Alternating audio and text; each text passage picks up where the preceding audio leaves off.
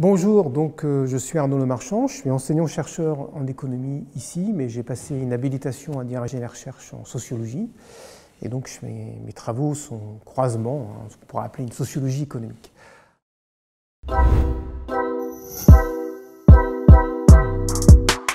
Alors depuis une dizaine d'années, j'ai fait des enquêtes de terrain et j'ai fait aussi des enquêtes dans les archives à propos de la question des travailleurs mobiles, des travailleurs itinérants et qui ont parfois recours à des formes d'habitat non ordinaires, c'est-à-dire ils n'habitent pas dans une maison, ils n'habitent pas dans un appartement, mais ils habitent au camping, dans un camion, sur un bateau, un squat, tout ce qui n'est pas ordinaire, on va dire. Dans ces recherches, je suis très vite arrivé sur les désavantages, les tracasseries administratives qu'il y a à avoir ce type d'habitat et aux lois et aux problèmes que ça pose à un sous-groupe, on va dire, de ces travailleurs pauvres mobiles que sont les gens du voyage français, puis après les migrants roms.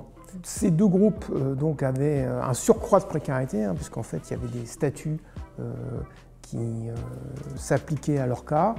Dans le cas des gens du voyage qui minoraient par exemple leur droit de vote. Par exemple. Et puis quand on a ce type d'habitat, d'ailleurs qu'on soit Rome ou pas Rome, c'est pareil, il est très difficile d'ouvrir un compte en banque, donc de pouvoir toucher des chèques sans passer par le recours d'un changeur qui en général prélève une sorte de taxe. Et puis il y a tout un poids de l'histoire qui est souvent mal compris, y compris la question de l'esclavage des Roms en Roumanie. Et donc, dans ces conditions, il faut arriver à penser aussi les inégalités comme une situation à un moment donné, mais aussi le poids d'un héritage, y compris d'un parcours, et du fait aussi que ce parcours est parfois complètement méconnu par les gens qui doivent interagir. C'est-à-dire que beaucoup de gens, en fait, au fond, ignorent tout de l'histoire des Roms et ont même tendance à oublier que les Roms sont une minorité européenne.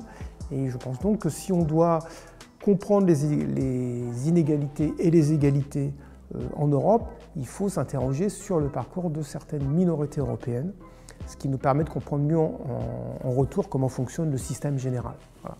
Et y compris ces normes implicites qui créent des inégalités parfois de manière involontaire.